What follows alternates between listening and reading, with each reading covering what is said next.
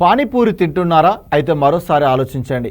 పానీపూరి తయారీలో వినియోగించే కృత్రిమ రంగుల్లో క్యాన్సర్ కారక రసాయనాలు ఉన్నట్లు తేలిందట. పలు రకాల ఆహారాల్లో కృత్రిమ రంగులు కలుపుతుండటంపై ఆందోళన వ్యక్తమవుతున్న క్రమంలో కర్ణాటకలో ఆహార భద్రతా విభాగం అధికారులు రాజధాని బెంగళూరుతో సహా 79 చోట్ల తనిఖీలు చేశారు. ఈ సందర్భంగా ఆందోళనకర విషయాలు గుర్తించారు. పానీపూరి నమూనాల్లో వాటి సాస్, స్వీట్, చిల్లీ పౌడర్లలో క్యాన్సర్ కారక రసాయనాలు ఉన్నట్లు తేలిందని ది టైమ్స్ ఆఫ్ ఇండియా నివేదించింది. చాలా వరకు శాంపిళ్లలో సన్సెట్ ఎల్లో, బ్రిలియంట్ బ్లూ, కార్మోసిన్ రంగులు ఉన్నట్టు తేలిందని సంబంధిత అధికారులు తెలిపారు.